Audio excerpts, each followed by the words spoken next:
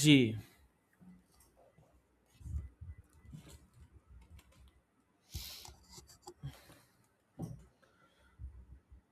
ফতোয়া উসমানী তো আমাদের শেষ করতে হবে, এটাও পড়তে হবে।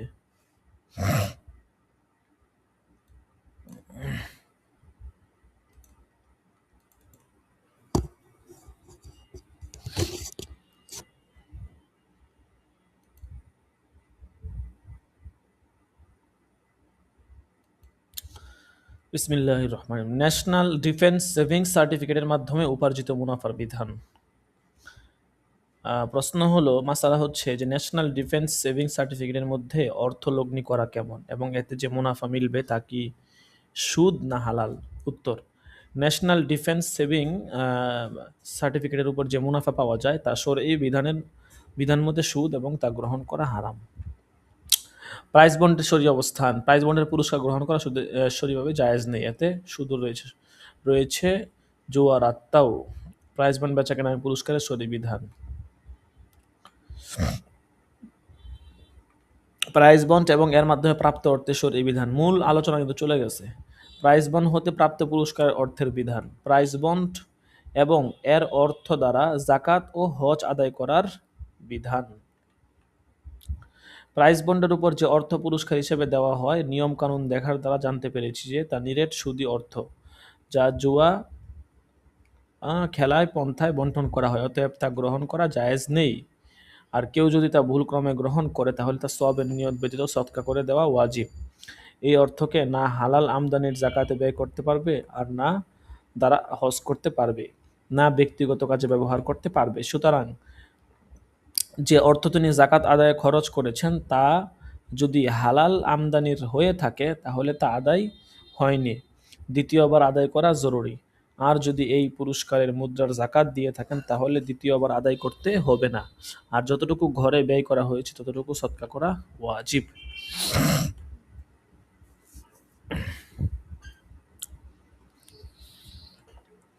শেয়ারের বিধিবিধান। হালাল পণ্যের ব্যবসাকারী কোম্পানির শেয়ারের ক্রয় বিক্রয় জায়েজ। যদি কোম্পানির ব্যবসা শরীয়ত বিরোধী না হয় তাহলে শেয়ার করায় কোনো অসুবিধা নেই। কোনো কোম্পানির শেয়ার খরিদ করা জায়েজ এবং স্টক এক্সচেঞ্জওয়ালাদের কমিশন দেওয়ার বিধান কি? যদি কোনো কোম্পানি কোনো হারাম ব্যবসায় লিপ্ত না থাকে এবং তাদের কিছু মূলধন যদি প্রকাশ পায় তাহলে তাদের অংশ ক্রয় বিক্রয় জায়েজ এবং স্টক এক্সচেঞ্জওয়ালাদেরকে দলিলের কমিশন দেওয়াও জায়েজ। কিন্তু যে কোম্পানি হারাম ব্যবসায় লিপ্ত তাদের শেয়ার বেচা কেনা জায়েজ নেই।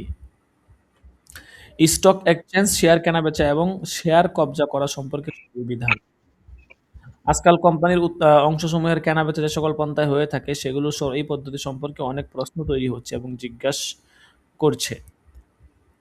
এগুলো শরীর বিধান জানার পূর্বে প্রথমে ওই কর্মপন্থাগুলো সম্পর্কে ওয়াকিফাল হতে হবে যা সকল বেচাকেনায় অবলম্বন করা হয়।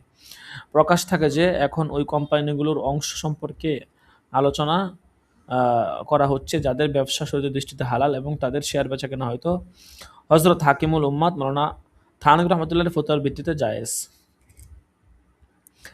এই সংক্রান্ত জ্ঞান অর্জন করার জন্য দারুল উলুম করাচির দারুল ইফতার আহলে এলেমদের একটি দল করাচির স্টক এক্সচেঞ্জ অফিসে গমন করে। তারা স্টক এক্সচেঞ্জের দায়িত্বশীল থেকে কার্যকরী সুরত হাল সম্পর্কে অবগত হন এবং নিয়ম কানুন সংগ্রহ করে অধ্যয়ন করেন। উক্ত গবেষণার ফলে যে সুরত হাল সুস্পষ্ট হয় তা নিম্নে তুলে ধরা হলো। বুনিয়াদিভাবে গবেষণাযোগ্য এই কয়েকটা বিষয় আর কি তারা নিয়ে গবেষণা করে। এক নম্বর হচ্ছে ট্রেড ট্রেডিং, একই দিনে শেয়ার কিনে বিক্রি করে দেওয়া, ভবিষ্যতের সওদা, ফরওয়ার্ড বা এক্সচেঞ্জ লেনদেন। কোনটা কাকে বলে এখানে সংজ্ঞা দিছে আর কি।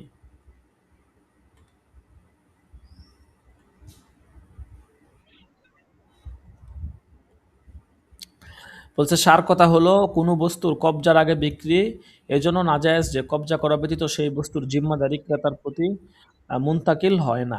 সুতরাং সে যদি মুনাফা লাভের জন্য কবজা করার আগে বিক্রি করে তাহলে তা রুবহু মালাম ইয়াজমান এর অন্তর্ভুক্ত হবে। সাথে সাথে যেমনটি সাহেবে বাদায় বলেছেন যে কবজা করার পূর্বে যদি মাবিয়া ধ্বংস হয়ে যায় তাহলে বিক্রেতার জিম্মায় থাকার কারণে আকদ বাতিল হয়ে যাবে এবং এরই পরিণামে পূর্বের আকদও বাতিল হয়ে যাবে। সুতরাং পূর্বে আকদে প্রথম থেকেই বাতিল ও রহিতকরণ করার ধারণাও পাওয়া যায়। আচ্ছা, তার মানে মোট কথা হচ্ছে যে কবজা করার পূর্বে কোনোভাবেই আপনার হচ্ছে আহ, সেটার আপনার মালকে হস্তগত করার আগে এটা বিক্রি করা জায়েজ নাই। এটা এখন যারা শেয়ার বেচা কেনা করে এদের দেখা যাচ্ছে এরকম অনেক পদ্ধতি আছে। এরা শেয়ার হচ্ছে আপনার কিনার আগে কবজের আগেই মানে হয়তো কোনো সিস্টেমে তারা টাকা দিয়ে আবার সেটা লাভ ভালো পাইলে আরেকজনের কাছে বিক্রি করে দেয়। তো মুসান্নেফ বলতেছেন যেই সিস্টেমেই হোক, তো কোনো সিস্টেমে এই ধরনের আপনার শেয়ার বেচা কিনা এটা বৈধ নয়। ঠিক আছে, যদি আপনার কবজা করার আগে হয়, তো কবজা করার আগে কোনরূপ শেয়ার বেচা কেনা এটা বৈধ নয়। ঠিক আছে, আচ্ছা,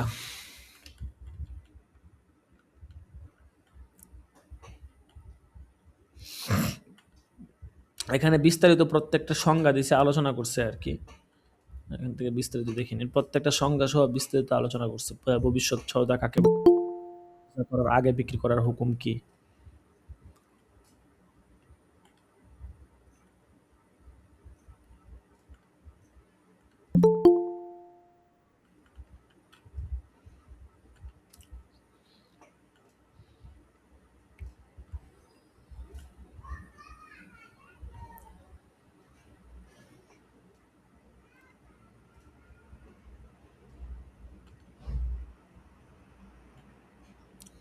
করজ ফসলুন ফিল করজি ওয়াদ্দাইন, করজ এবং হচ্ছে আপনার ঋণ সংক্রান্ত মাসআলা মাসাইল।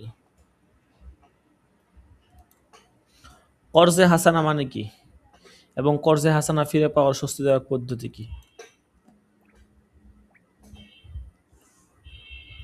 একজন বিধবা নিজের খরিদকৃত ভূমিতে ব্যক্তিগত আরামের বাড়ি নির্মাণ করার জন্য একজন কোটিপতি থেকে করজ নিতে চান কর্জে হাসানা হিসাবে। সে প্রতি মাসে কিস্তিওয়ালার আদায় করতে থাকবে। সেই ব্যক্তি ব্যাংকের মাধ্যমে কর্জে হাসানা দেওয়ার জন্য প্রস্তুত থাকে, যাতে কিস্তি আদায় নাগা হলে ব্যাংক আদালতের শরণাপন্ন হয়ে কিস্তি আদায় করতে পারে। এখানে প্রশ্ন হলো কর্জে হাসানা ফিরিয়ে দেওয়ার জন্য করজ গ্রহীতার আদালতের প্রচলিত আইন পাবন্দি জরুরি কিনা। দেখছে কর্জে হাসানা এমন করজ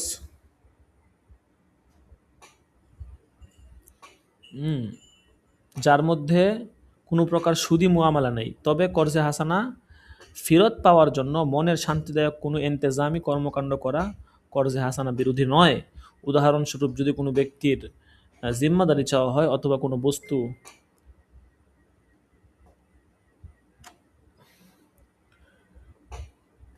অথবা কোনো বস্তুর আচ্ছা,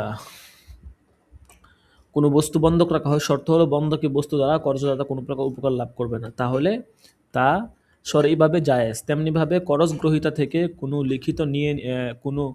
লিখিত নিয়ে নিবে যার মাধ্যমে আদালতের শরণাপন্ন হয়ে করজ আদায়ে বাধ্য করতে পারে, এমনটাও করা ঠিক আছে। আর আপনি ব্যাংকের নিয়ন্ত্রণ ও সংরক্ষণ সম্পর্কে যা জিজ্ঞাসা করেছেন তার সুরত সুস্পষ্ট ব্যাপারে বিস্তৃত লিখলে বিধান বাতলানো যাবে। আচ্ছা, তো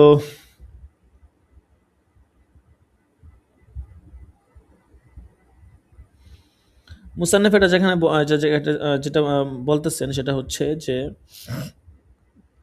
আপনার এখানে করজ যদি কেউ কাউকে করজ দেয় সেই ক্ষেত্রে করজ তো সে নিজের মতো করে আদায় করতে পারবে, এবং বৈধ কোনো পদ্ধতি যদি পন্থা যদি সে অবলম্বন করতে চায় সেটাও সে পারবে, কোনো সমস্যা নাই।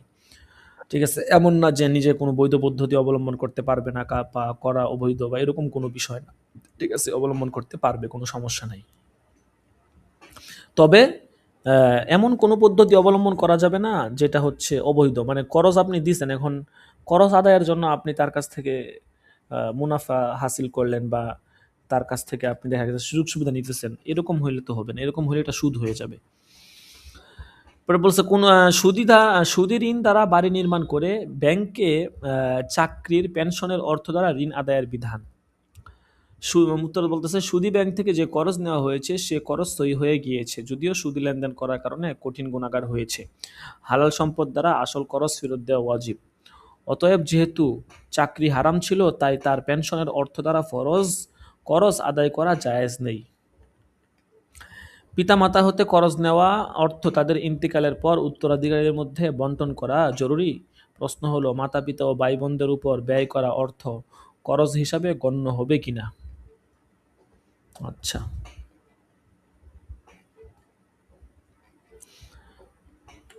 মাতা পিতা ভাই বোনদের মধ্যে থেকে এখানে বিস্তারিত একটা প্রশ্ন করছে যে যদি এদের থেকে আপনি এটা করজ হিসেবে গণ্য হবে, যেমন ধরেন এখানে উত্তর বলছে যে মাতা পিতা থেকে যে আহ, অর্থ করজ হিসেবে নিয়েছিলেন তা যদি তাদের জীবদ্দশায় মাফ না হয়ে থাকে তাহলে তা আদায় করা আপনার উপর ওয়াজিব। যখনই সুযোগ মিলে তখনই পিতামাতার পাওনা অর্থ আদায় করে তাদের রেখে যাওয়া সম্পদের সাথে একীভূত করে সেগুলোকে ওয়ারিসদের মাঝে বন্টন করে দেবেন, যাদের মধ্যে আপনিও একজন থাকবেন। অর্থাৎ যে অংশ আপনার অংশ পড়বে তা রেখে অবশিষ্ট হিস্সা উত্তরাধিকারীদের মাঝে বন্টন করে দিতে হবে। ইতিপূর্বে আপনার ভাই বোন ও মাতা পিতার উপর যা ব্যয় করেছেন তা যদি এই বলে করতেন যে এগুলো তোমাদেরকে খরচ হিসেবে দিচ্ছি, তাহলে এখন তা ফেরত নিতে পারতেন। খরচ করার সময় প্রকাশ না করে থাকলে সেগুলো আপনার পক্ষ থেকে হাদিয়া হিসেবে গণ্য হবে, যার সওয়াব ইনশাল্লাহ আপনি পাবেন, কিন্তু আপনি ফেরত চাইতে পারবেন না। আপনাদের থেকে একজন পড়েন, মাতা পিতার থেকে যদি কেউ এরকম মাতা পিতার কাছে কেউ খরচ করছে, মাতা পিতা যেন আপনার হচ্ছে মাতা পিতার পিছনে অনেকে টাকা পয়সা ব্যয় করে, ঠিক আছে? তো যদি এরকম ব্যয় করে সেই ক্ষেত্রে কিন্তু আপনার সে ব্যয় করতে পারবে, কোনো সমস্যা নাই, কিন্তু এটা করজ হিসাবে থাকবে না। এখন যদি মনে করেন কেউ করজ হিসাবে ব্যয় করে বা পড়তে নিয়ে নিতে চায়, তাহলে এটা ব্যয় করার সময় বলা লাগবে যে আমি কিন্তু আপনাকে খরচ হিসেবে দিচ্ছি বা এরকম কিছু বললে পরবর্তীতে চাইতে পারবে, বা এরকম অপশন আছে আর কি। আপনাদের থেকে কেউ পড়লে ভালো হয়। হুম, আর তো কয়েকদিন ক্লাস হবে, আপনারা পড়েন। হুম,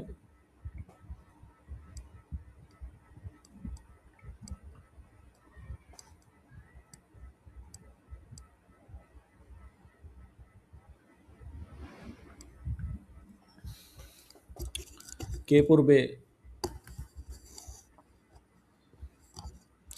পড়বেন না আপনাদের থেকে কেউই? অল্প কিছুদিন ক্লাস হবে, আপনারা পড়লে ভালো হবে। কর্জের লেনদেন লিখে রাখা এবং সাক্ষীর ব্যবস্থা করা উত্তম, আবশ্যক নয়। এখানে বলতেছে যে আত্মীয়তার কারণে কাউকে এমন ঋণ দেওয়া যা অবশ্যই ফেরত দিতে হবে, এক্ষেত্রে সাক্ষীদের উপস্থিতি লিখে রাখা জরুরি কিনা।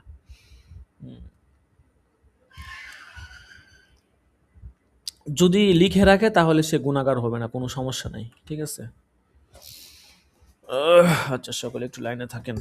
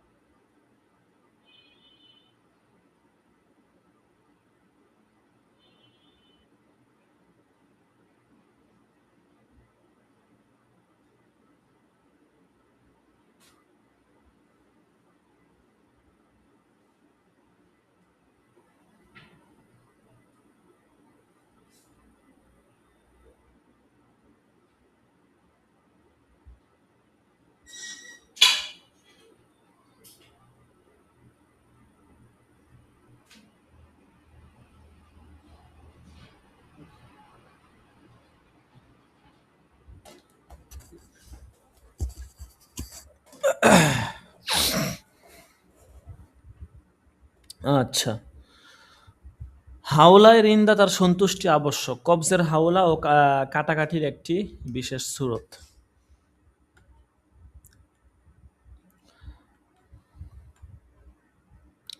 একটা লেনদেনের কথা বলতেছে যে আমি হচ্ছি আব্দুল মজিদ, পিতা হচ্ছে নূর মুহাম্মদ খলিফা। নিম্নে বর্ণিত বয়ান লিপিবদ্ধ করাচ্ছি যে আমার লেনদেন সিকিউরিটি অফিসার শাকিল আহমেদের সাথে একটি কোয়ার্টার সম্পর্ক, যার পূর্ণমূল্য 10,000 রুপি।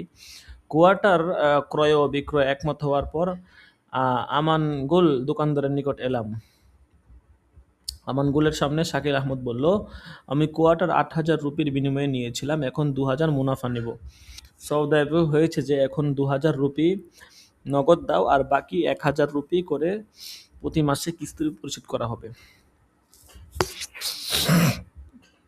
সে সময় দোকানদার আমানগুল বলল, আমি শাকিল আহমদের নিকট দোকানদারের বাকি 1500 রুপি পাই। অবশিষ্ট 500 রুপি দোকানদারের আমানগুল থেকে করজ নিয়ে শাকিলকে দিলাম। পরবর্তীতে শাকিল আহমদকে কোয়ার্টারের দখল দিতে বললাম যে কোয়ার্টার আমাদেরকে দাও এবং এর জন্য দলিল লিখে দাও। আমি শাকিল সহ আদালতে গেলাম।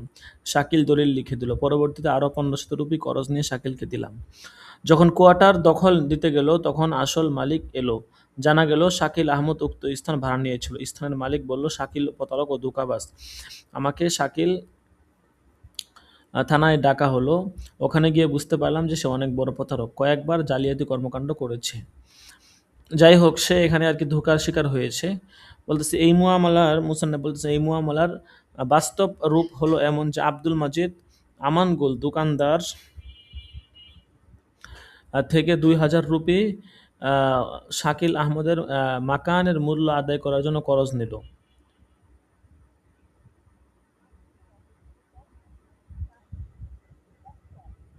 1-2,000 রুপি হতে 500 রুপি আমান থেকে নগদ উসুল করেছে আর 1,500 রুপি শাকিল আহমদ ঋণের থেকে কাটাকাটি করছে। সর্বাবস্থায় আব্দুল মাজিদের উপরে আমানগুলের 2,000 খরচ হিসাবে ওয়াজিব হবে। এই মুআমালার কোয়ার্টার ক্রয়ের সাথে কোনো সম্পর্ক নেই, যা আব্দুল মাজিদ ও শাকিল আহমদের মাঝে হয়েছে। সুতরাং উক্ত বিক্রি শেষ হবার কারণে কোনো করজের প্রভাব পড়বে না। ওইটার সাথে কোনো সম্পর্ক নাই, কারণ তো দেখা গেছে সে তো আপনার কোয়ার্টারের মালিকই না। তো যেহেতু সে যখন মালিকই না, তখন তো আর সেটা ক্রয় বিক্রয়ের কোনো সিস্টেম তার কাছে নাই। জাকাত ও ফেতরার অর্থ থেকে মসজিদে করজ দেওয়ার বিধান এবং মসজিদ থেকে এমন করজ পরিশোধ করার পথ।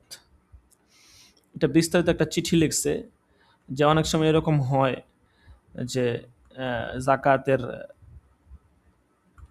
টাকা বা ফেতরার টাকা দিয়ে মসজিদের নির্মাণ কাজ করা হয়, ঠিক আছে। এরপরে এটা থেকে আপনার করজ হিসেবে তারা আস্তে আস্তে আদায় করে দেয়। তো মুসান্নেফ বলতেছেন যে যতক্ষণ উক্ত করজ পরিশোধ না হয় ততক্ষণ পর্যন্ত নির্মাণ কাজ বন্ধ রাখা উচিত। ঋণ পরিশোধের উপর নির্মাণ কাজ করা চাই, তবে সেই মসজিদে নামাজ পড়া নিঃসন্দেহে জায়েজ। এরকম করাটা উচিত নয়, মানে এটা ঠিক না আর কি, ঠিক আছে। এটা কোনো ধরনের সিস্টেম হইল না। জাকাত দিলে দেখা গেছে সাথে সাথে আদায় করতে হয় 1 বছরের মাথায়। এখন কেউ যদি মসজিদে আপনার এই ধরনের লেনদেন করে, সে তো আপনার টাকাটা আটকে রইলো, তার যখন আদায় করার দরকার ছিল তখন তো আদায় হইল না, বিধানটা আটকে গেল। এই জন্য এইটা বৈধ নয় আর কি। সুদ গ্রহণকারী থেকে গ্রহণ করা ঋণ ফেরত না দেওয়ার বিধান। ব্যাংকের সুদী অর্থ দ্বারা ঋণ পরিশোধ করার বিধান। 1 নম্বর প্রশ্নের উত্তর দিয়েছে যে ঘুষের লেনদেন সূচনা থেকে জায়েজ ছিল না, সেই গুনাহ থেকে ইস্তিগফার করা উচিত। এখন যদি সেই ঘুষখোর অফিসারকে সেই অর্থ না দেওয়া হয় তাহলে সে এই অর্থ নিজের কাছে রাখতে পারবে, কিন্তু ঘুষের মুআমালা করার কারণে তওবা ইস্তিগফার করতে হবে। যে ব্যক্তি ঋণ আদায় করা হচ্ছে সে যদি সদকা খাওয়ার হকদার হয়, চাই করজের কারণেই হোক, তাহলে এমনটি করার সুযোগ আছে যে সুদের অর্থ তাকে দিয়ে দেওয়া হবে। এটা তো আমরা মুত্তাল্লা মাসলা জানি যে সুদের অর্থ যদি এরকম হয়, অনেক সময় দেখা গেছে কেউ যদি জাকাত খাওয়ার হকদার হয় তাহলে তাকে সুদের অর্থ দিয়ে দেওয়া বৈধ আছে, কোনো সমস্যা নেই, তাকে দিয়ে দিবে, সে এটা ব্যবহার করতে পারবে। কিন্তু যে জাকাত খাওয়ার হকদার নয়, সদকা ফিতরা যে গ্রহণ করতে পারে না, তাকে কিন্তু আবার দেওয়া যাবে না, দিলে আদায় হবে না এবং এটা আপনার গুনাহগার হতে হবে আর কি, ঠিক আছে। সওয়াবের নিয়ত ছাড়া দান করে দিতে হবে। সুদের ঋণ নিয়ে ব্যবসা করার বিধান, এটা বৈধ নয়, ঠিক আছে। সুদের ঋণ নিয়ে মুসান্নাফ একসাথে উত্তর দিচ্ছেন যে সুদ ঋণ নিয়ে ব্যবসা করা সম্পূর্ণ হারাম, তা থেকে সর্বাবস্থায় বেঁচে থাকতে হবে। সুদের উপর ঋণ নেওয়ার কর্মকাণ্ড হারাম ও নাজায়েজ, কিন্তু যেহেতু আমদানির মধ্যে কোনো সুদী অর্থ শামিল নেই, এই জন্য তওবা ও ইস্তেগফারের পর সেই আমদানি ব্যবহার করা যেতে পারে। তওবা ইস্তেগফার খালেস মনে আদব ও শর্তের প্রতি লক্ষ্য করে সব প্রকার মাফের আশা আছে। আচ্ছা, কারো ঋণী ব্যক্তি থেকে অর্থ নিয়ে ঋণদাতাকে দেওয়ার দ্বারা ঋণ আদায়ের বিশেষ একটি সূরত এবং এর বিধান।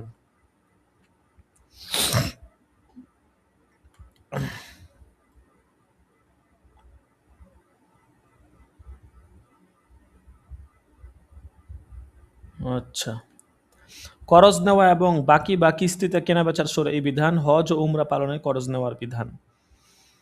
সুদবিহীন ঋণ গ্রহণ করা যদিও জায়েজ যখন পরিশোধ করার পাক্কা ইচ্ছা করা হয়, কিন্তু হাদিস শরীফ থেকে একথা সুস্পষ্ট হয় যে ঋণী হওয়া কোনো পছন্দনীয় ভালো কাজ নয় যতক্ষণ না কোনো বাস্তবিক প্রয়োজন দেখা দেয়, যথাসময় এ থেকে বিরত থাকা উত্তম।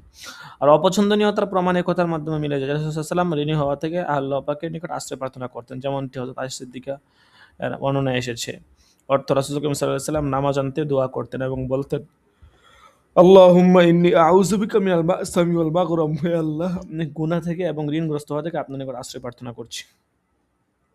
তখন কি রাসূল জিজ্ঞেস করলেন, ইয়া রাসূলুল্লাহ, আপনি অধিক খরচ থেকে কেন পানা চান? তিনি বললেন, যখন মানুষ ঋণগ্রস্ত হয়ে পড়ে তখন সে কথা বলে তো মিথ্যা বলে, আর ওয়াদা করলে ভঙ্গ করে। অন্য বর্ণনায় এসেছে রাসূল সাল্লাল্লাহু আলাইহি ওয়াসাল্লাম যখন এর সামনে রাসূল সাল্লাল্লাহু আলাইহি ওয়াসাল্লাম যখন সামনে দিয়ে এমন কোনো ব্যক্তির জানাজা নেওয়া হতো যে ঋণী অবস্থায় ইন্তেকাল করেছেন আর তার রেখে যাওয়া সম্পদ এত পরিমাণ নয় যে তার ঋণ পরিশোধ করা হবে, তাহলে তার জানাজা নিজে না পড়ে কোনো সাহাবী দ্বারা পড়াতেন, যেমনটি সহিহ বুখারীতে হযরত আবু হুরায়রা থেকে এসেছে। খুবই কঠিন কথা, ঠিক আছে? করজ এটা খুবই মারাত্মক একটা বিষয়, ঠিক আছে? সকলেই সচেতন থাকা চাই। আল্লাহ তাআলা সমস্ত গুনাহ মাফ করে দিতে পারেন, কিন্তু করজের গুনাহ এটা কিন্তু সহজে মাফ হবে না, ঠিক আছে? এই গুনাহ খুব কঠিন গুনাহ, সহজে এই গুনাহ মাফ হওয়ার নয়।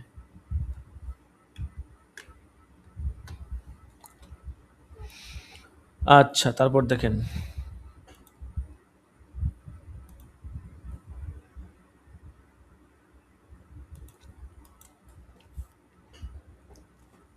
বুখারী শরীফের বর্ণনা এমনটা আছে আর কি। এমনিভাবে রাসূল করিম সাল্লাল্লাহু আলাইহি ওয়াসাল্লাম একবার এমন এক জনের জানাজা পড়াতে অস্বীকৃতি জানালেন, কিন্তু যখন এক সাহাবী আবু কাতাদা ঘোষণা দিলেন যে আমি তার সমস্ত আদায় করার জিম্মাদারি গ্রহণ করলাম, তখন তিনি তার জানাজা পড়ালেন, ঠিক আছে? এর থেকে কিন্তু অনেক কিছু স্পষ্ট হয়ে যায়। এই জন্য ঋণ নিয়ে কোনো কাজ করা ভালো নয়, ঠিক আছে? বর্তমানে তো মনে করেন যে আসলে ঋণের বিষয়টা হচ্ছে এমন, এখানে অনেক এবারত দিছে, বিস্তারিত ব্যাখ্যা করছে। হ্যাঁ, ঋণ নিয়ে যে কিছু করা যাবে না। বর্তমানে বিষয়টা হচ্ছে এমন যে ঋণ থাকলে মানুষ কখনো কখনো উন্নতি করতে পারে না, এটা মাথায় রাখবেন। কখনো যদি ঋণ হয়ে যায়, ঠিক আছে, করজ থাকলে ওই যেই ব্যক্তির জীবনে ঋণ আছে সে কখনো জীবনে উন্নতি করতে পারবে না। এটা একটা উন্নতির পথে অনেক বড় একটা অন্তরায়, ঠিক আছে? আর আমরা আসলে ভুলের পর ভুল করি, অনেক সময় ঋণ হয়ে গেলে আরো কিছু ঋণ করে ঋণ পরিশোধ করার চেষ্টা করি। এটাও একটা ভুল সিস্টেম, পদ্ধতি, ঠিক আছে? ঋণ হয়ে গেলে এটা কোনো ঋণ পরিশোধের সিস্টেম না, প্রক্রিয়া না, যে ঋণটাকে এভাবে পরিশোধ করতে হবে এই সিস্টেমে। যখন আপনার 500 টাকা ঋণ হয়ে গেছে, ধরেন আপনি একজনের থেকে 500 টাকা আনলে আপনি পরিশোধ করলেন। এখন মানুষ তো এখন টাকা পয়সা সুদে দেয়, ঠিক আছে? তো যখন আপনি সুদে টাকাটা আনলেন, তো তখন তো দেখা গেছে যার কাছ থেকে আপনি যারা দিয়ে দিলেন তার কাছ থেকে যে আপনি আনছেন তাকে তো সে আপনাকে অতিরিক্ত টাকা দেওয়াই লাগবে, তাইলে ঘুরায় ফিরায় কিন্তু আপনাকে অতিরিক্ত টাকা দেওয়াই লাগতেছে। তাইলে তো আপনি আপনার ঋণ আর দূর হইল না, বরঞ্চ আপনি আরো ঋণী হয়ে গেলেন, ঠিক আছে? এই জন্য ঋণ দূর করার জন্য ঋণ করা এটা কোনো হচ্ছে আপনার কল্যাণকর বিষয় নয়, ঠিক আছে? ঋণ দূর করা, ঋণ দেওয়ার জন্য ঋণ দূর করার কোনো মধ্যে কোনো কল্যাণ নাই। আপনি ঋণ দূর করার জন্য আবার ঋণ করলেন, অনেক সময় একটু ব্যতিক্রম থাকে, সেটা ভিন্ন হিসাব, কিন্তু মূলত এটা প্রকৃতপক্ষে ঋণই হয়ে যায়। ক্রয় বিক্রয়ের আধুনিক ও বিবিধ মাসাইল, এখান থেকে মুসান্নফ ক্রয় বিক্রয়ের আধুনিক এবং বিবিধ কিছু মাসালা মাসাইল বলবে।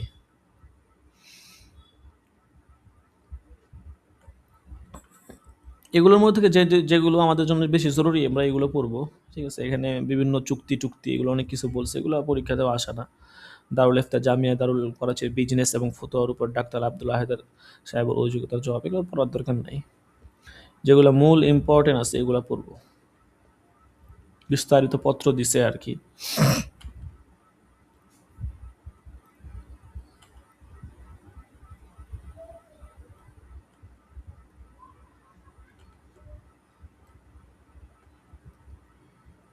বিশাল বড় পত্র দিছে।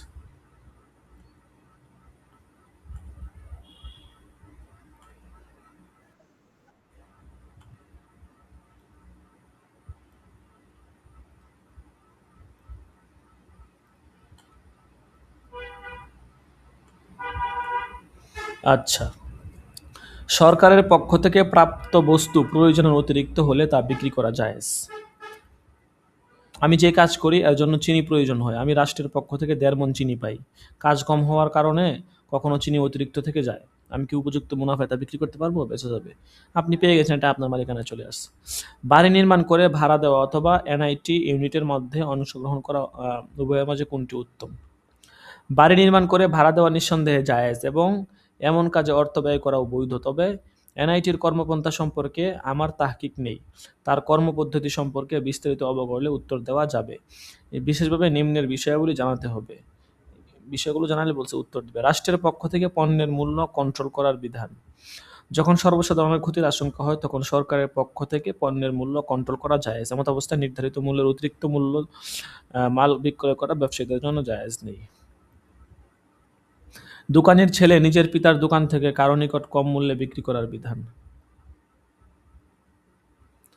সেই বড় ছেলেটি যদি কর্মচারী হিসেবে দোকানে কাজ করে তাহলে তার জন্য মালিক তথা পিতার মর্জি ব্যতীত বিশেষ বিবেচনায় পণ্য বিক্রি করা জায়েজ নেই। এমত অবস্থায় তার নিকট থেকে রাওয়ায়াতের উপর পণ্য ক্রয় জায়েজ নেই। আর যদি দোকানের অংশীদার হয় তবুও ওই বিধান যে অন্যান্য শরিকদের মর্জি ব্যতীত এমন বিশেষ বিবেচনায় পণ্য বিক্রি করা জায়েজ নেই, যা সাধারণ ব্যবসায়ীরা করে না। হ্যাঁ, যদি দোকানের মালিক হয় আর পিতা ও ভাই কর্মচারী হিসেবে যার স্বেচ্ছায় কাজ করে তাহলে এমত অবস্থায় তার জন্য রেওয়ায়াত করাও জায়েজ আছে। আর আপনার জন্য তার থেকে পণ্য খরিদ করাও জায়েজ। স্কাই বিজ এর ওয়েবসাইট খরিদ করা এবং এই কোম্পানির সদস্য হিসেবে শিক্ষা লাভ করা।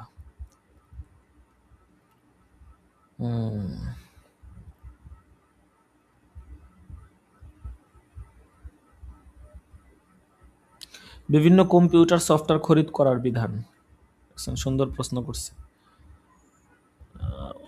লেখছে সামগ্রিকভাবে এই কথা বলা তো সম্ভব নয় যে পাকিস্তান ব্যবহারিক সকল সফটওয়্যার চুরিকৃত হয়, অতএব এই কথার উপর বেচাকেনাকে সম্পূর্ণরূপে নাজায়েজ বলা যাবে না। যারা সফটওয়্যার বিক্রি করছেন তারা নিজেরাই এর জিম্মাদার যে তারা কোথায় থেকে কিভাবে সংগ্রহ করছেন। যতক্ষণ আমরা নির্দিষ্টরূপে নিশ্চিতভাবে জানতে না পারবো যে তা চুরির মাল ততক্ষণ পর্যন্ত ক্রয় করা যাবে। পত্রিকার বিল অ্যাডভান্স দেওয়ার শুরুতে পত্রিকা প্রতিষ্ঠানের পক্ষ থেকে বিভিন্ন ছাড় প্রদান ও গ্রাহকদের ইন্স্যুরেন্স করানোর বিধান। শরঈভাবে মুনাফার সীমারেখা নির্দিষ্ট আছে নাকি নেই? ব্যবসার মধ্যে শরীয়ত কোনো মুনাফা নির্ধারণ করেনি, তবে ধোঁকা দেওয়া যাবে না। আপন অবস্থা অনুপাতে যতটুকু মুনাফা কেউ নিতে চায় শরীয়ত পাবন্দি রাখেনি। নেওয়া যাবে, যতটুকু খুশি নেওয়া যাবে, কোনো সমস্যা নয়, তবে সীমালঙ্ঘন সীমাতিরিক্তম করা যাবে না। ব্যবসায়িক পাইজের স্কিমের বিধান।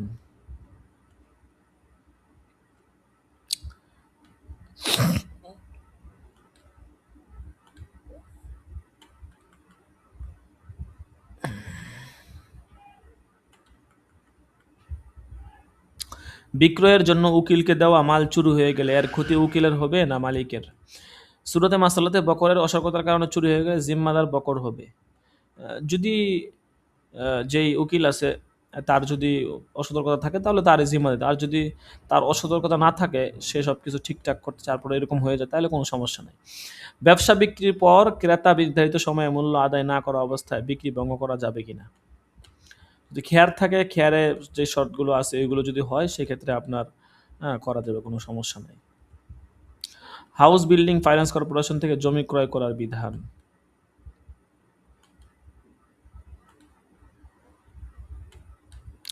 আচ্ছা, কিতাবুর রিবা ওয়াল কুমার ওয়াত তামিন, সুদ জুয়া এবং ইন্স্যুরেন্স প্রসঙ্গে এখান থেকে ইনশাল্লাহ আগামী সবকে হবে।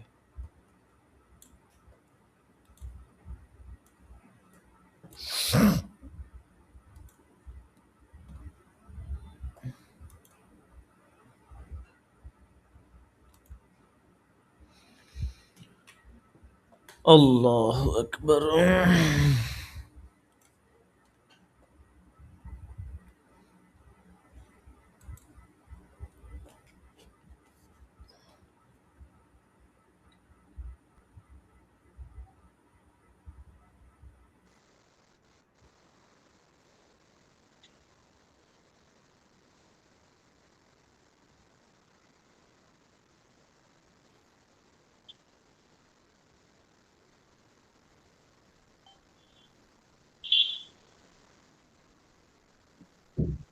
আচ্ছা। আচ্ছা।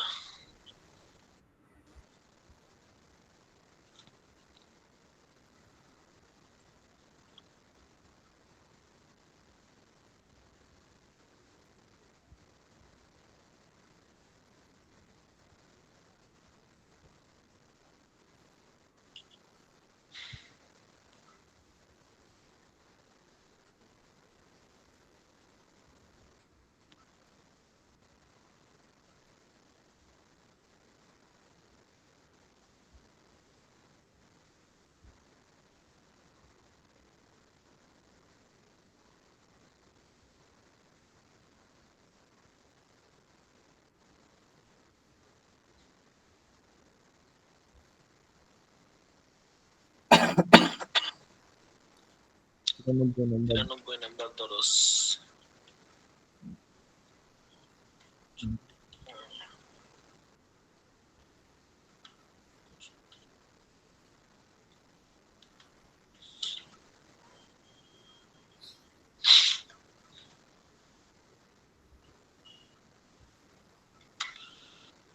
আল্লাহ। আল্লাহু আকবার।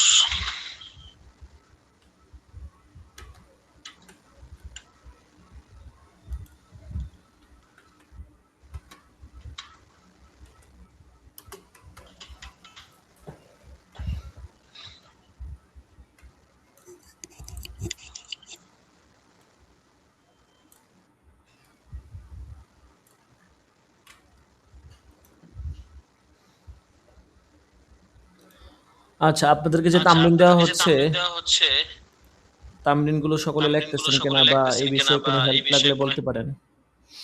হ্যাঁ, তামরিন দেওয়া হয়ে গেছে, আর তামরিন দেওয়া হবে না। এই ৮টা ১৮টা তামরিন, এটাই হচ্ছে মূল পরীক্ষার তামরিন। এবং ৭৯-৮০ নাম্বার তামরিনটা হচ্ছে পরীক্ষার বিশ্বাস ধরে তামরিন থাকবে আর কি। তামরিনগুলো সকলেই লিখে নেন। আর যেহেতু সময় কম, বারবার এক কথা বলি যে এজন্য সকলে একটু নিজ দায়িত্বে, নিজের দায়িত্বে আর কি, মানে গুরুত্ব দিয়ে সব কাজগুলো নিজে নিজে আদায় করে ফেলেন। ফোন দেওয়া, বারবার যোগাযোগ করা, আসলে সময়ও নাই। মানে এমন একটা ব্যস্ততার মধ্যে আমরা পড়ে গেছি যে মাদ্রাসার বিভিন্ন কাজ, এই কাজ ওই কাজ, মানে এমন একটা মাঝে মাঝে মধ্যে কিছু সময় যায় আর কি, দেখা গেছে দম ফালানোর মতো অবস্থা থাকে না। এখন সময়টা এরকম যাইতেছে আর কি। আবার এর আগে দেখা গেছে ১-২ মাস আগে মানে একটু রিল্যাক্সে ছিলাম, ব্যস্ততা নাই। এখন এমন একটা অবস্থা যে ঘুমানোর মতো সুযোগ নাই। তো ছাত্রদেরকে যে ফোন দিব, দেখা গেছে এই ফোনটাও মতন দিতে দিতে পারতেছি না। তো এই জন্য নিজ দায়িত্বে সকলে দায়িত্বগুলো আদায় করে ফেলেন, এটাই সবচেয়ে ভালো হবে আর কি। এমনিতে আপনাদের যদি কারো কোনো হেল্প লাগে কোনো বিষয়ে, সেটা আমাকে বলবেন, সমস্যা নেই, আমরা প্রস্তুত আছি। উস্তাদ জি, তামরিন গুলা কত নাম্বার থেকে লিখবো আর কি? ৬১ থেকে ৭৮ নম্বর তামরিন পর্যন্ত করবেন। জি, আচ্ছা। আর পরীক্ষার জন্য যে ২টা তামরিন দেওয়া হবে, পরীক্ষা তো ব্যাপক পরীক্ষা বলেন এবং হায়াতুল্লাহর পরীক্ষা বলেন, লাগাতার পরীক্ষা। আমরা দেখলাম যে লাগাতার, কোনো গ্যাপ গুপ নাই, সব লাগাতার পরীক্ষা। এখন আমরা যদি ক্লাসটা একটু ধীরে ধীরে নিয়ে পরীক্ষাগুলো লাগাতার দেই, হয়তো আপনারা এটা কেউ রাজি হবেন, আপনারা বলবেন যে না হুজুর, পরীক্ষা একদিন গ্যাপে গ্যাপে দেন, এটাই ভালো হবে, দরকার জি লাগলে ক্লাস উস্তাদ। ক্লাস জি। দ্রুত নেন। হ্যাঁ হ্যাঁ, এটাই কথা, এটা তো আমি জানি। এই জন্যই মূলত আজকে এই নোটিশ দিছি যে একদিনে ২টা করে ক্লাস হবে। তো আজকে ২টা হয়ে গেল। আল আসবাহ নাজায়ের ওই পর্যন্ত হয়েছে, শেষ। কালকে সিরাজি শেষ হয়ে যাবে। এরপরে সরহ যতটুকু বাকি আছে অল্প কিছু, দেখি শেষ, যেটা ইম্পর্টেন্ট বিষয়গুলো পড়ায় ফেলবো, শেষ। এরপর হচ্ছে আপনার যেই ক্লাসগুলো থাকবে ১৭-১৮ তারিখের মধ্যে শেষ হয়ে যাবে, এবং ১৮ তারিখে একটা, ১৭ তারিখে একটা মুহাজারা হবে ইনশাল্লাহ। মুহাজারার বিষয়বস্তু, মুহাজারা যিনি করাবেন উনি সহ বিস্তারিত পরিচিতি পরে জানায় দেওয়া হবে। আর চেষ্টা করতেছি একদিন বাদে বাদে যেন পরীক্ষা হয়, এটা আপনাদের জন্য ভালো হবে আর কি। আর সকলেই জি পরীক্ষা ওস্তাদ। দিবেন এবং খাতাগুলো যেদিন পরীক্ষা শেষ হবে আর পর দিনে পাঠায় দিবেন। যদি একদিনও লেট হয়েছে তাহলে কিন্তু আমরা খাতা বাতিল করে দিতে পারি। ঠিক আছে, আমাদের হাতে সময় থাকা লাগবে। দেখা গেছে মনে করেন খাতা দেখা, এরপরে ইত্যাদি ইত্যাদি অনেক কাজ আছে, এগুলো করতে হবে, এগুলো সময় মানে এগুলার হচ্ছে আপনার ধীরে সুস্থে করতে হবে, তাড়াহুড়া করলে হয় না। এই সমস্ত কাজ ধীরে সুস্থে করতে হয়, সময় নিয়ে করতে হয়, তাড়াহুড়া করে কাজ করলে কাজ সুন্দর হয় না। আর আপনাদের জন্য একটা আরও সুখের সংবাদ, সুখের বিষয়, সেটা হচ্ছে খুশির সংবাদ যে দেখা গেছে আমরা বিগত বছরে সনদটা মার্কশিট সনদে যে ফ্রন্টটা ব্যবহার করছিলাম, বিশেষ করে সনদটাতে ওই ফ্রন্টটা আমরা মানে কম্পিউটার নুস্খার মধ্যে একটু আনকমন নুস্খা ব্যবহার করছিলাম আর কি ফোনটা, কিন্তু ফোনটা আমার কাছে বেশ একটা ভালো লাগে না আর কি। তো এই বছর আমরা অনেক টাকা খরচ করে একটা মানে একটা হস্তলিপি ফ্রন্ট, যেটা আর কি একদম আবু তাহের মেজবা সাহেব হুজুরের ভাই যে আছে বশির মেজবা সাহেব, ওনারা যে কাজগুলো করে ওই কাজের ওই রকম মানের একটা ফ্রন্ট আমরা তৈরি করতেছি আর কি। তো বিগত কোনো ব্যাচের স্টুডেন্টরাই এইরকম সনদ পায় না আর কি, আপনারাই প্রথম। ঠিক আছে, আপনারাই হচ্ছেন প্রথম যারা এরকম এই ফ্রন্টের সনদ পাচ্ছেন, এবং সনদের আমরা চেষ্টা করতেছি সনদের মধ্যে আরও কিছু বৈশিষ্ট্য আনতে, কিছু মানে কিছু এক্সট্রা কিছু ফিচার নিয়ে আসার জন্য চেষ্টা করতেছি। খরচ বেশি, এক একটা মানে এক একটা কাজে অনেক খরচ, আসলে কি বলবো মানে দেখা গেছে আইডিয়া না থাকলে অনেক সময় আমরা মনে করি যে হুজুররা এত টাকা করে নিতেছে, এত টাকা দিয়ে কী করবে, এত টাকা কি লাগে, একটা সনদ আর মার্কশিট তো 500-1000 টাকা। আপনি যেভাবে আপনার জায়গা থেকে আপনি চিন্তা করতেছেন, কিন্তু আমরা তো আমাদের জায়গা থেকে চিন্তা করি। যেমন ধরেন একটা সনদ মার্কশিট আপনি টাকা হিসাবে দেখেন, আমি যদি টাকা হিসাবেও দেখি, ঠিক আছে, একটা সনদ মার্কশিটের পেজের মান হিসাবে, এবং এখানে আমরা যে সনদটা করছি আমাদের সনদের মধ্যে একটা আপনার কালার আছে, আপনার অনেকগুলা কালারের কম্বিনেশন করা একটা কালার আছে হচ্ছে আপনার এই সিলভার কালার। তো সিলভার কালারের মধ্যে আমি বলছিলাম যে সিলভার কালারের মধ্যে একটা একটা গ্রেজের মতো আছে, মানে আপনার ওই যে রঙের মতো, যেটা এই সনদের উপরে দিয়ে দেওয়া হয় বিভিন্ন টাকা বা বিভিন্ন ইয়ার মধ্যে, দেখবেন যে একটা রং জাতীয় বিভিন্ন জিনিস থাকে, সেটা একদম ফিজিক্যালি রং আর কি, এমনি শুধু ছাপা রং না, এটাকে জল ছাপ নাই। তো এই জল ছাপ হ্যাঁ হ্যাঁ, জল ছাপ না, জল ছাপ না, জল ছাপ না, যাই হোক। যে টাকার উপরে যে থাকে ওস্তাদ এরকম। হ্যাঁ হ্যাঁ, না জল ছাপ না, জল ছাপ তো ব্যাকরণে থাকবে, জল ছাপ না। তো যাই হোক, এইরকম একটা ইয়া আছে, ওইটা আমরা দিতে চাইছিলাম গত বছর। তো দোকানদার বলতেছে ভাই এটা দিলে অনেক খরচ হবে, এই সেই এটা দেওয়া যাবে না। পরে আমি বললাম যে খরচ হোক দেন। পরে সে যেই খরচের হিসাব দেখাইলো, দেখলাম যে এটা সম্ভব না। এরপরে তো এক একটা জিনিস আসলে কোয়ালিটি আছে। এখন দেখা গেছে আমরা ভালো কিছু চাই। আমরাও তো চাই যে আমাদের প্রতিষ্ঠানের ছাত্ররা সকলে ভালো কিছু নেক। ঠিক আছে? এইজন্য আমাদের সবকিছু ওভাবেই মানে করতে হয়। আমাদের তো এখানে দেখা গেছে আপনারা অন্যান্য প্রতিষ্ঠানের সনদ দেইখেন আর আমাদের সনদ মার্কশিটের ইয়াটা দেইখেন। ২ টার আপনার মানে দেখলেই আপনারা বুঝতে পারবেন যে কোনটার কতটুকু ইয়া। আপনি হচ্ছে টাকা যত ঢালবেন আপনার জিনিস তত সুন্দর হবে। টাকা কম দিবেন, জিনিসও কোনো রকম হবে। কিপটামো করা যাবে না। ঠিক আছে? এখন আপনারা যেরকম দিবেন আমরা আমাদের পুরাটাই আমাদের নিজের, আমার কথা হচ্ছে আমার নিজের পকেটে টাকা ঢোকার দরকার নাই। আমার মাদ্রাসার পিছনে, অনুষ্ঠানের পিছনে, প্রচার প্রসারের পিছনে পুরো অর্থ ব্যয় হয়ে যাক। কোনো আমার আফসোস নাই। লাউ-বালি কোনো পরোয়া করি না। কোনো সমস্যা নাই। হ্যাঁ? দরকার লাগলে নিজের পকেট থেকে আরো ৳১০ যাক, তাও সমস্যা না। ঠিক আছে? তারপরেও আপনাদেরকে সব দিক থেকে ছাত্ররা যেন খুশি থাকতে পারে, সেটা হচ্ছে মেইন বিষয়। তো এখন এই যে গতকালকে একজনকে ওই সনদের ফন্টটার কথা বললাম, দেখাইছি পর্যন্ত। তো সে কাজ শুরু করছে, কত টাকা ছায়া বয় কে জানে। তো দেখেন এখন আমি আপনাদেরকে একটা সিম্পল একটা উদাহরণ, আসলে এটা বলা বলার বিষয় না, তারপরে বলতেছি কেন, বুঝানোর জন্য আর কি। যারা আছেন ক্লাসে তারা হয়তো বিষয়টা বুঝতেছেন। আমি তো চাইলে পারতাম আপনাদেরকে সনদ আগের যেই ব্যাচগুলো তো যেভাবে দিছি, ফরমা সব রেডি করা আছে, ওভাবে দিয়ে দিতে। স্বাভাবিক, আপনারা কেউ কিছু বলতেনও না যে হুজুর এটা এমন করছেন, এই বলার প্রশ্ন আসে না, আপনারাও কিছু বলতেন না, এটা বলার বিষয়ও না। কিন্তু আমি চাইতেছি, কারণ আমি মনে করি যে প্রতিষ্ঠান এটা হচ্ছে সকলের কল্যাণার্থে যদি হয় তাহলে না এটা প্রতিষ্ঠান। প্রতিষ্ঠান তো শুধু টাকা হাসিল করার মাধ্যম না। আমি যদি এটা ব্যবসা প্রতিষ্ঠান মানে টাকা আসবে ঠিক আছে, কিন্তু ওই যে একটা আমরা মাসালা পড়ছি যে হাজী সাহেব হজ করতে গেছে, মাঝখানে কিছু ব্যবসা বাণিজ্য করে নিছে, কোনো সমস্যা নাই। আপনি নামাজ পড়তে গেছেন, মাঝখানে একটু একজনের সাথে মোলাকাত করছেন, লেনদেন হয়ে গেছে, কোনো সমস্যা নাই। তো আমাদের মূল তো থাকবে আখেরাত।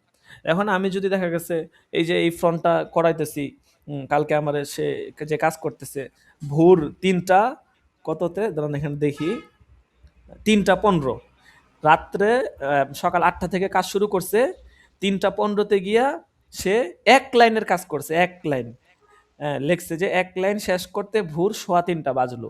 এক লাইনের কাজ করছে, শুধু এক লাইন। এখানে ৭টা লাইন হবে। হাতের কাজ, কম্পিউটারের কাজ এগুলা এই সিস্টেম, ওই ক্যালিগ্রাফি, খত্তে সুলুস। তো এই ফ্রন্ট বা এই সিস্টেমে নরমালি কেউ দেয় না আরকি। হয়তো উচ্চ লেভেলের কেউ থাকলে দিতে পারে। কিন্তু নরমালি আপনার এই সিস্টেমে করাইতে গেলে এগুলা অনেক ভেজাল, অনেক টাকা খরচ হয়। এমনিতে যত সনদ দেখছি ম্যাক্সিমাম সনদ একটু নরমাল ফ্রন্টে দিয়ে দেয় আর কি। তো যাই হোক, তো যেটা আমি বলতে চাচ্ছিলাম আর কি মূল কথাটা যে আহ, আপনারা যেভাবে যেভাবে প্রতিষ্ঠানের জন্য ভালো হয়, সকলে যেভাবে খুশি হয় মূলত ওইভাবেই করার চেষ্টা করি। তো এভাবে তো আমরা চাইলে পারতাম, আগের যে ফর্মা আছে, আগের যে সনদ আছে সেটাও কম খারাপ না, যথেষ্ট ভালো, এগুলো দিয়ে দিতে পারি। কিন্তু আমি চিন্তা করলাম যে না, একটু চেষ্টা করি একটু ভালো কিছু করা যায় কিনা সাধ্যের ভিতরে রাইখা। ঠিক আছে, এরকম আপনি দেখা গেছে অনেক বিষয় আছে, আমি এরকম অনেকটা লিস্ট করে রাখছি যে কি কি কাজ করা যেতে পারে। দেখা গেছে আমাদের খরচের যে আয়ের যেই সংখ্যা সেটার তুলনায় কাজের পরিমাণ কিছুই না। ঠিক আছে, তো যাই হোক, এই হচ্ছে বিষয় আর কি। তো প্রত্যেকটা সব কথার এক কথাই এইটা যে প্রত্যেকটা বিষয়কে আপনি যেভাবে দেখবেন এভাবেই। ঠিক আছে, না আমি দেখতেছি এইটাকে এইভাবে এইভাবে করে দেখতেছি, দেখা গেছে আমার কাছে মনে হইতেছে যে আমার যদি ৫০,০০০ টাকাও আসে আমার তো খরচ হবে ৮০,০০০ টাকা। আমি এইভাবে দেখতেছি। আর দেখা গেছে আপনি যদি এইভাবে দেখেন, আর হুজুর হুজুর আপনি ৩,০০০ টাকা নিতেছেন, হুজুর আপনি যে জিনিস দিবেন ওটার দাম তো সর্বোচ্চ ৮০০ ১,০০০ টাকা, হুজুর আপনি যে কি করতেছেন। যাই হোক, আপনার তো কখনো এরকম বিষয় বলেন নাই, কিন্তু অনেকের মাথায় এরকম আসতে পারে। আপনারা কখনো বলবেন না। মাশাআল্লাহ, আপনাদের মধ্যে যথেষ্ট মানে বিগত ব্যাচগুলোর তুলনায় আপনাদের মধ্যে পরস্পরের আন্তরিকতা এবং মহাব্বত আমি ব্যক্তিগতভাবে আমার কাছে ভালো মনে হচ্ছে আরকি বিগত ব্যাচগুলোর তুলনায়, এবং আপনারা যথেষ্ট অ্যাক্টিভ। অন্যান্য ব্যাচে ১-২ জন স্টুডেন্ট এবং অনেকেই ছিল একটু এদিক সেদিক করতো বা অন্যরকম ছিল আরকি। কিন্তু আপনারা মাশাআল্লাহ সকলেই সব দিক থেকে খুবই আন্তরিক। তো যাই হোক, তারপরেও আমি অনেকের মনের মধ্যে বিভিন্ন বিষয় থাকতে পারে, সেজন্য আরকি অনেক সময় কিছু খোলাসা করা আরকি। তো এই হচ্ছে বিষয়। তো এক কথা থেকে আরেক কথায় চলে যাই। ইনশাআল্লাহ আমরা শেষ দিন কিছু বিষয় নিয়ে আ প্রাতিষ্ঠানিক কিভাবে উন্নতি করা যায় আপনাদের কাছ থেকে কিছু পরামর্শ মতামত নিবো ইনশাআল্লাহ। তো ইনশাআল্লাহ আপনারা সকলেই মতামত দিবেন কিভাবে আরো ভালো করা যায়। ঠিক আছে? তো আসলে আমরা যেভাবে ভালো হয় সেভাবেই করার চেষ্টা করি। তারপরেও তো মানুষ কোনো প্রতিষ্ঠান কোনো কিছুই হচ্ছে আপনার দুর্বলতা মুক্ত নয়। সকলের মধ্যেই ত্রুটি আছে কম বেশ। কিন্তু ত্রুটিগুলো আরকি দূর করার চেষ্টা করা। আচ্ছা ঠিক আছে। আল্লাহ তাআলা আমাদেরকে আরো ভালো করে ভালো কিছু করার তৌফিক দান করুক। আমিন। আচ্ছা। হাজিরা ডাকা হচ্ছে, আমরা হাজিরা দিব। নতুন কেউ যদি এসে থাকেন, খুরশেদ আলম আছেন নাকি চলে গেছেন? লাভবাহিক। আচ্ছা, আবু ইউসুফ, লাব্বাইক উস্তাদ পরে হচ্ছে সাকিবুল ইসলাম, লাব্বাইক উস্তাদ জাসি তারপর শাহাদাত হুসাইন আছে, মাহাদি হাসান, লাভবাহিক উস্তাদ জি। তারপরে আব্দুর রহমান সিরাজ আছে, আলী হুসাইন আছে, আলী হুসাইন। লাব্বাইক উস্তাদ জি। আচ্ছা, তারপরে হচ্ছে এরশাদুল্লাহ আছে, লাব্বাইক উস্তাদ জি তারপরে হচ্ছে মাসুম বিল্লাহ আছে,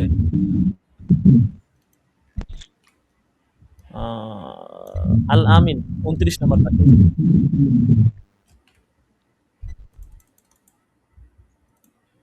আল আমিন নাই? মুফায়েল আহমদ আছে, লাভবাহিক উস্তাদ জি ৩৫ নাম্বার দাখেলা আল আমিন। ইউসুফ ৩৬, মনিরুল ইসলাম আছে, নেই। তারপরে হচ্ছে হজরত আলী,